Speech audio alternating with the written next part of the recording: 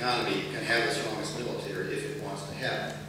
And we have to be aware of that. So right now the Chinese are not focusing on the military at all.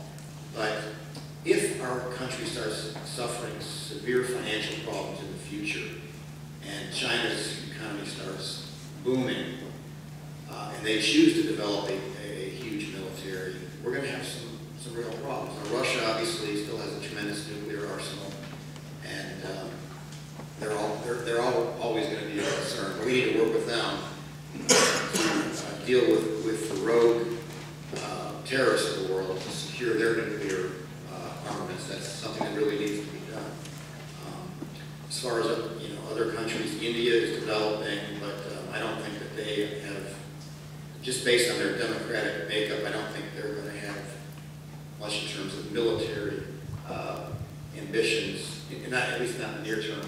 But we need to be concerned about all the countries in the world. The United States needs to try to be a good leading country, and I think we really got off base with Iraq. We need to try to regain our stature as a good country that is one of the leading countries in the world, but that involves all countries in dialogue and in solving problems, and not doing things single-handedly and being arrogant towards other countries, because a lot of you are from foreign countries. My wife's from Russia, and believe me, I hear it all the time.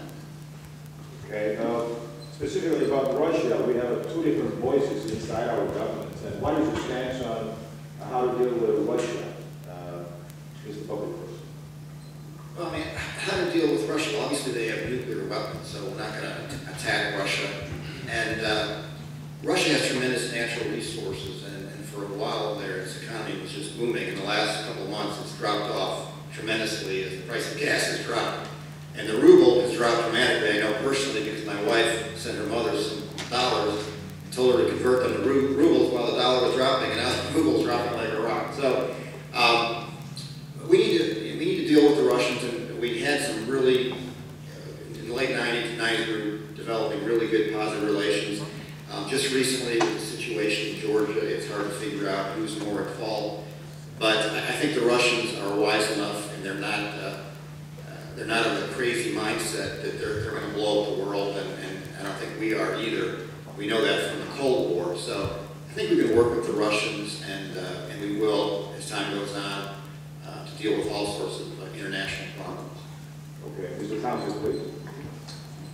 Just briefly, we need to deal with the Russians the way we've been dealing with them, which is partnering with them in the areas we agree with them and can work with them on, and calling them out when they do things like the invasion in Georgia that is just wrong. And when there's human rights abuses that their government's doing, we will stand up to them and tell them that it's wrong, and we will not just turn a blind eye to it. So it's a matter of continuing to do what we've done, which is agreeing with them and working with them in the areas we agree on and telling them when they're wrong.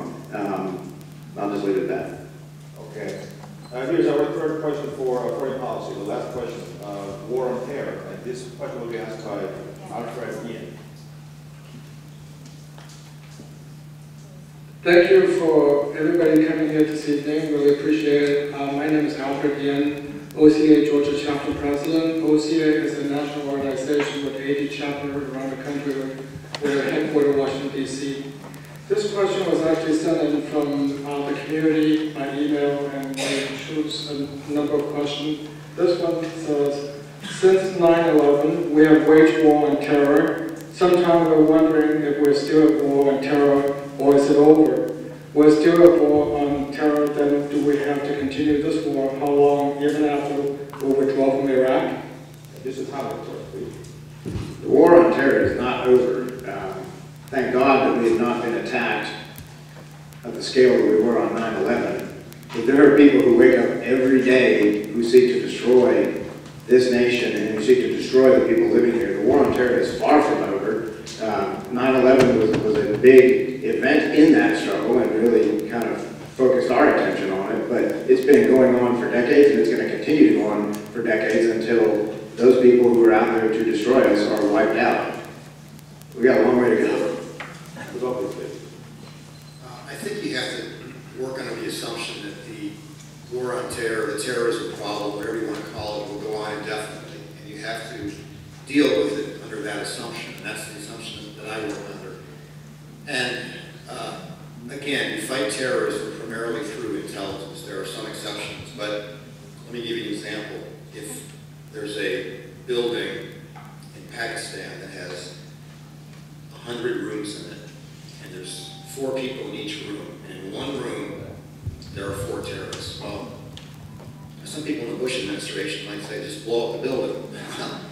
That's not the right approach. You know, but the right approach is to have James Bond go in there with a little envelope that he slips under the one door where the terrorists are, and the smoke comes out of the envelope and kills the 4 terrorists. And everyone else who's not a terrorist is safe, unharmed, and we don't create any more terrorists. And that's got to be the mindset in dealing with terrorism. There is some use for the military, particularly in Pakistan, in Afghanistan, along the Pakistani border. But as far as, you know, a lot of people are rushing to jump into Afghanistan. But we need to learn from history the experience of the British there and the Russians. And no one has really succeeded in Afghanistan. It's a very unique terrain, it's a very unique mindset of the people there. So I think we need to set our objective and then figure out the most efficient way of accomplishing that objective. And I think our objective should solely be to eradicate terrorism, not to create the greatest government in the world in Afghanistan, not to democratize, that's a word, Afghanistan, but to deal with the terrorism problem. And it may be that the best solution is less troops. I was reading something recently that suggested that you know, more troops just would make the problem worse. So I think General Petraeus is a good general. I think he's pretty smart, and that's fortunate because a lot of people in the military just want to blow things up. And but again, we've got to be really smart about this, be really efficient, and figure out the way to minimize lost lives and to just deal with terrorism. Okay, follow-up question. So this economy, do you think, will this economy affect the war on terror? This kind of thing. It's all interrelated, but from the war on terror standpoint, sending in James Bond and the smart guys, I mean, those are very expensive. We talk about having to fight this war through technology. It is very expensive, and to say that we need to go at the same time and cut the budget by 30%, that's not going to do it. We cannot do that. Our men and women are the finest people in this country who are sacrificing and dying for us, for our freedom, for events that we can have tonight. They are good people in our army and in our armed forces, and to try to go in and cut off their funding is irresponsible. I never said anything about cutting off the funding for people who would go in and slip notes on the door. That would not be the military, that would be the CIA. And so I would appreciate you not saying anything that's incorrect about what I've said. I have said I think we should cut the military spending by 1/3. We spend more than the rest of the world combined in our military. We cut spending by 1/3, mainly in hardware, eliminating those foreign bases, and bring those troops home, let them spend their money here. Again, we would still be spending more than any other country by far. We would still maintain the strongest military. But again, as far as the economy and terrorism, that has no significance. We have to deal with terrorism no matter what the cost is.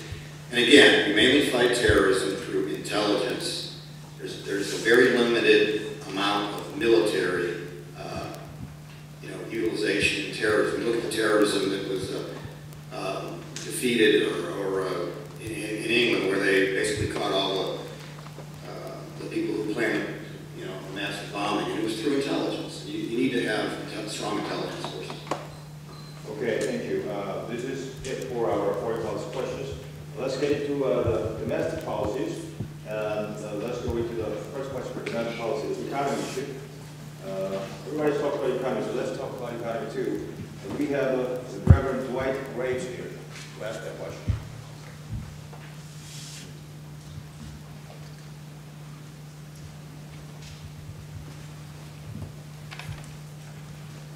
This is the economy question specifically about the rescue deal.